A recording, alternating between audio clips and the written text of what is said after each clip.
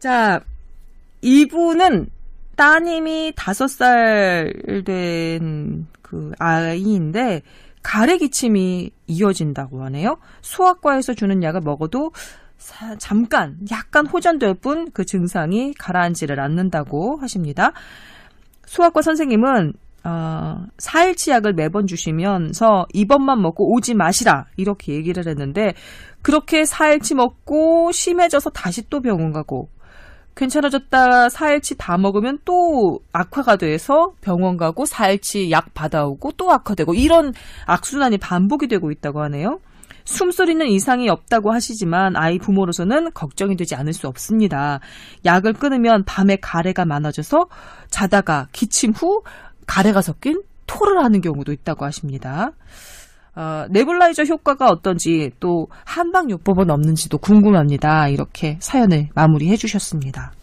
이게 비염에 가래 기침이 있는 거잖아요. 그죠? 근데 뭐 천식은 아닌 것 같고요. 그죠? 네. 근데 천식이라고 하는 거는 이제 기관지가 좁아지는 걸 얘기하는 거고 비염은 이제 뭐 후두 우리 비강부터 그 우리 호흡기까지 이제 점막에 이제 염증이 생겨서 나오는 증상이에요. 근데 물론 천식 있는 사람들이 호흡기에 우리 점막에도 염증이 있을 수가 있겠죠. 네. 그러면 이제 좁아져서 이제 쌕쌕거리는 소리가 나는 거거든요. 좁아지는 게 심하냐 안 심하냐를 좀 봐야 되는데 아직 천식은 없는 것 같고요. 근데 이제 자꾸 가래와 염증이 발생되는 것에 대해서 걱정을 하시는 것 같아요. 예, 그래서 우선은 뭐 본인 내부적인 문제도 있을 것 같고요. 그다음에 환경적인 문제도 한번 보셔야 될 것 같아요. 사는 데가 공기가 좋은지도 좀 보시고. 네. 환경적인 문제. 저도 요즘에 공기가 안 좋으면 이게 가래가 끼고 이런 것들을 좀 느끼거든요. 네. 그러니까 이게 환경적인 부분도 좀 보셔야 될 것 같고 한방요법은 네뷸라이저는 기관지 확장제입니다. 해서 기관지가 좁아지는 거 확장을 시켜가지고 숨이 좀 잘 들어갈 수 있게끔 하고 염증을 억제하는 거거든요. 네뷸라이저에 혹시 스테로이드 계통 약이 쓰이나요? 아닙니다. 다른 겁니다. 예. 그래요? 그래서 그거는 뭐 여러 번 해도 상관없고요. 네. 그다음에 뭐 한방요법을 얘기하셨는데 한방요법은 사실은 똑같습니다. 훈증요법이라고 해서 그걸 끓여가지고 이렇게 나오는 연기를 마시는 그게 수증기요? 예, 수증기. 그건 한방요법들이 있어요. 아니면 뭐 치료를 하는데 뭐 가장 많이 쓰는 치료 약제는 우리 팥뿌리 있잖아요. 그걸 네. 한의학적으로는 총백이라고 해요. 총백. 이 총백이라는 것은 원래 파가 이렇게 방향성 있잖아요. 파 냄새 확 나잖아요. 네. 그런 것들로 해가지고 그런 것들을 발산시킨다고 얘기를 해서 그런 방향성이 있는 것들을 끓여서 마시기도 합니다. 예, 그래서 훈증요법에 쓰기도 하고 약재로 넣어서 끓여 먹기도 하고 뭐 그런 것들로 감기 같은 호흡기 질환을 치료하긴 합니다. 예. 그래서 뭐 훈증요법에는 환자 상태에 따라서 약재를 여러 개 섞어서 쓰기도 해요. 한의원에서는요. 근데 그거는 제가 볼 때는 항염증에 관련된 약재를 쓰면 좋을 것 같고요. 총백도 좋습니다. 네. 이 아버지가 보낸 모양인데요.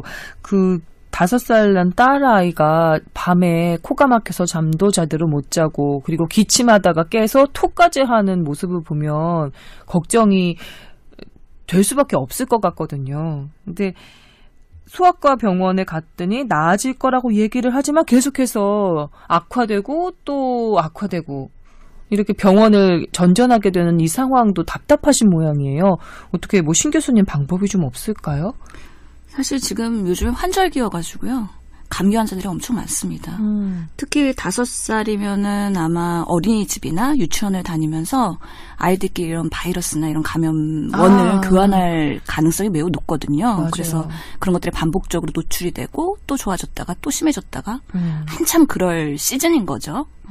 그래서 보면은 비염이 있다고 했어요.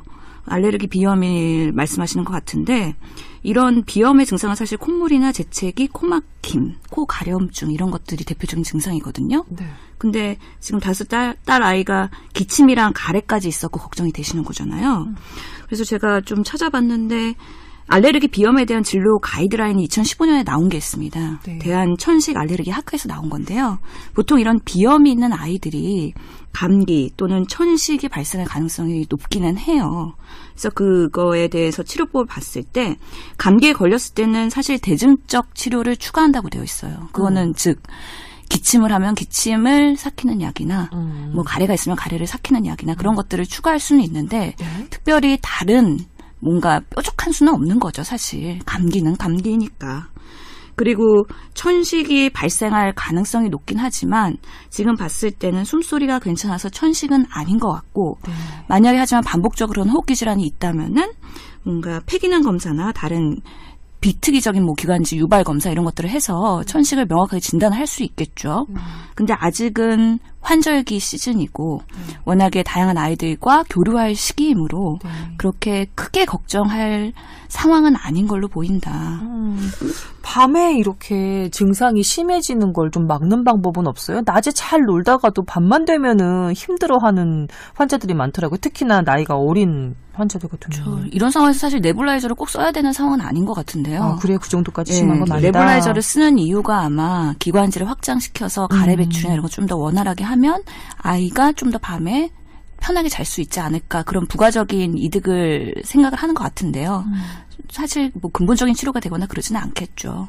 이게 날씨가 추워지니까 바깥 활동이 별로 줄어들잖아요. 안에서 애들이 먼지 피우면서 그렇게 자꾸 뛰어놀 거예요. 틀림없이 5살 어라운드 애기들이. 그래서 그 먼지 많은 건조한 실내에서 놀다 보면 그렇게 감기를 옮아가지고 오는 경우가 많더라고요. 그래서 모르겠어요. 저는 의사도 아니지만 그리고 애기도 키우지 않지만 그냥 제 일가면은 마스크를 좀 실내에서도 벗지 못하게 하고 좀 답답하겠지만 이렇게 아픈 경우에는 그리고 집에서는 엄마 아빠가 집안 청소를 먼지가 없도록 좀 잘 해주고 환기도 좀 많이 좀 시켜주고 그 정도. 이렇게 아프면 어린이집을 가면 안 되죠. 만약에 아 맞다. 감기라면 그게 예. 그래서 아마 저는 이걸 보면서 와, 이 부모님 계속 어린이집 못 보내면 정말 힘드시겠다. 아, 그렇구나. 아, 제가 어리석었습니다. 아니 저는 제가 지난주에 조카가 좀 아파서 어린이집 못 가니까 정말 온 집안이 막 난리가 났어요, 진짜. 저희 부모님이 또 하루는 봐주시고 막 돌아가면서 동원이 보면서 되죠. 예, 이게 아파서 가지 못하고 집에만 있으니까 누군가 돌봐줘야 되고 그래서 힘들더라고 진짜 이게. 아기가 아픈 것만으로도 너무 막 얘가 아파서 힘들어하니까 속상한데 그걸 또 칭얼거리는 아이를 봐줘야 하는 그 고단함. 막 남의 일 같이 가면서. 그렇죠. 육아와 간병을 병행해야 되는 게 육아와 얼마나 간병. 힘들까요. 예. 제가 저번 주 한 주 동안 첫째 아기가 수족구가 심하게 걸렸어요. 아이고. 그래서 입하고 손발 그다음에 엉덩이 몸에까지 이제 그 수포가 올라왔거든요. 열이 나고 뭐 입안에 이게 나니까 안 먹고 막 이게 난장판을 그쵸. 폈죠. 저번 주 제가 저녁 스케줄이 한 4개인가 있었거든요. 네. 다 취소되더라고요. 어떡해요? 왜냐면 이미 그 집안이 난장판인데 들어가서 도와주지 않으면 쫓겨날 것 같은 느낌이 들어서 싹 다 바꾸고 네. 집에 들어가서 해봤더니 역시 그때 딱 그 수족 걸리면 이제 유치원에 못 가게 하더라고요. 어린이집에 못 가게 옮으니까. 하고. 그렇죠. 그래서 그 수족구 수포 나오기 전에 어린이집을 안 보냈는데 이미 거기는 또 한 바퀴 또 다 돌아서. 그러니까 우리가 원흉인지는 모르겠지만 우선 얼마 저희 뭐 하여튼 그 어린이집에 또 한 풍파를 또 겪었더라고요. 그래요. 뭐 싹 또 돌더라고요. 감기건 수족구건 뭐 어린이집 한번 누가 뭐 좀 아프기 시작했다 그러면 그 어린이집은 초토화된다고 봐야 되더라고요. 근데 아이고. 이게 시기가 있는 것 같아요. 그래서 저희 둘째도 보면은 호흡기가 약하기도 하고 면역력이 약해서 태어나서 돌 되기 전에도 입원을 반복했거든요. 아이고. 네, 그래서 고생을 많이 했죠. 한 3-4번 입원했어요. 네. 열도 나고 이러니까. 근데 이 사연 주신 분 같은 경우에 소아과를 계속 다니셨다는데 이런 경우에 뭔가 이비인후과를 가는 게 도움이 되나요? 어린이들 같은 경우 이렇게 비염이고 그러면? 한번 다른 곳을 가서 이비인후과 가면 장점이 내시경을 볼 수 있다는 거죠. 후두 내시경이나 그런 것들. 그래서 조금 다른 처치를 할 수 있긴 하지만 저 같은 경우는 그냥 한 곳을 꾸준히 갔고요.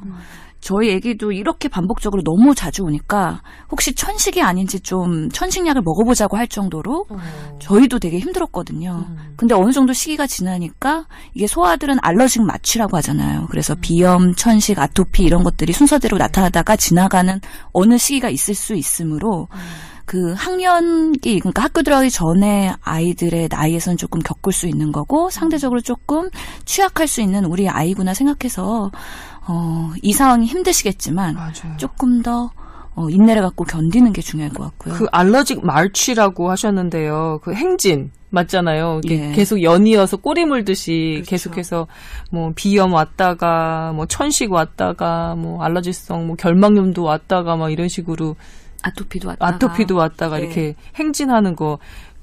그 애가 저였어요. 근데 이런 경우 애가 예민해지잖아요. 짜증도 많이 나고. 그런데 간병하는 엄마가 스트레스를 너무 심하게 받아서 나중에는 애기 간병하다가 본인도 감기 걸리고 본인도 그렇게 되지 않나요? 네. 엄마까지 아프게 되더라고요. 네. 그래서 제가 지금 당부드리고 싶은 건 우리 사연 주신 분 그 부부도 건강관리에 힘써달라는 거. 비타민C도 좀 많이 드시고 물도 좀 많이 드시고 예. 아프면 안 되니까. 그 알러지 마취가 있는 그런 좀 복잡한 환자들이 있거든요. 성인 포함한 아기. 요즘에 좀 치료 트렌드를 말씀드리면 그 면역력이라고 얘기를 하잖아요. 그 면역력 어떻게 할 건데 뭐 보약 먹일 거야 뭐 이런 느낌도 있지만 그런 좀 면역 질환이 좀 갑자기 아기가 많다고 생각하면 검사를 좀 정확히 해가지고 면역 글로불린 G가 있는데요. 우리가 뭐 A도 있고 뭐 여러 가지가 있어요. 근데 그 면역글로불린 G에 부분적으로 결핍이 있는 애들이 있을 수 있어요. 그러니까 이뮤노글로불린 G1, 2, 3, 4 이렇게 있는데 그 중에 타입별로 좀 적은 애들이 있거든요. 그래서 그런 거를 이제 부분적 선택적 결핍증이 있는 애들이 있어요.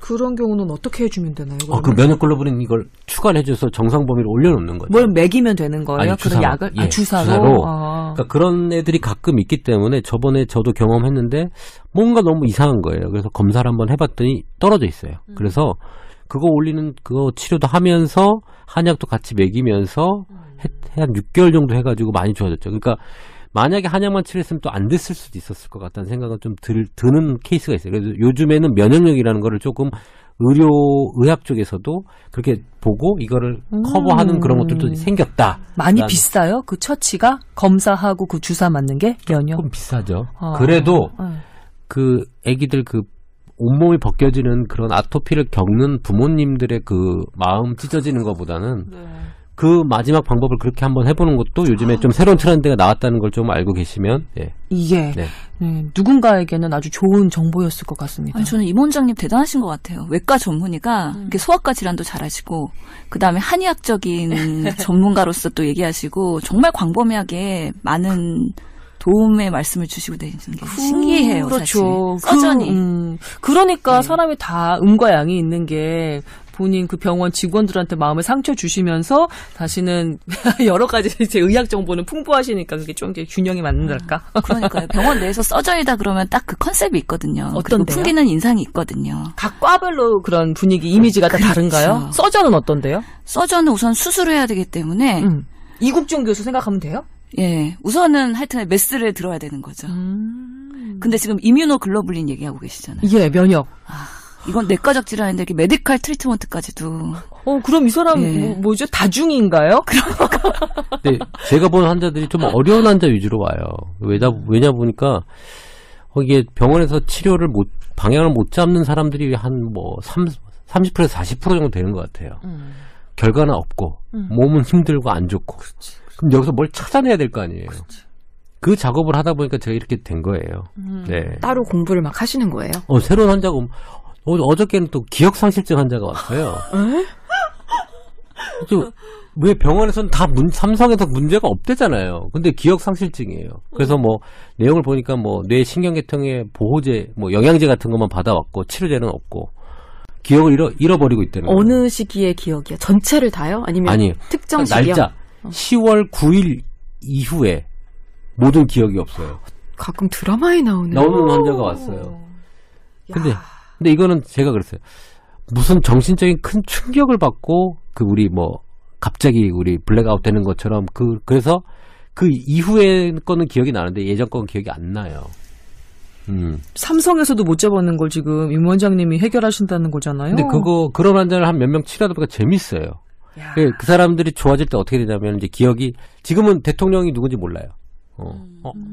문재인 알겠대. 그 전 대통령은 몰라요. 10월 9일 이전의 대통령은 몰라요.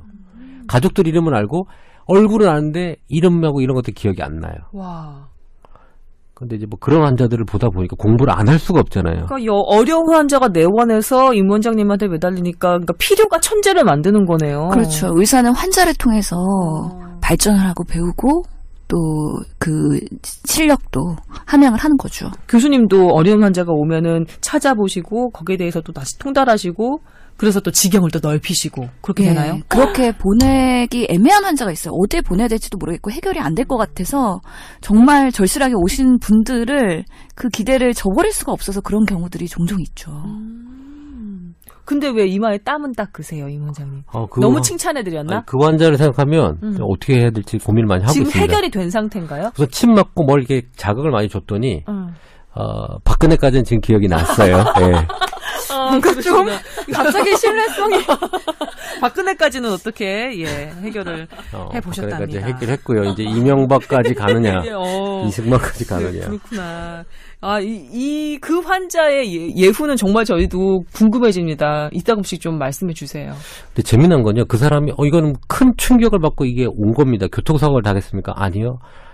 저 없었습니다라고 했는데 나중에 보호자가 그 사건이 있기 1주 한 10일 전에 형이 돌아가셨대요.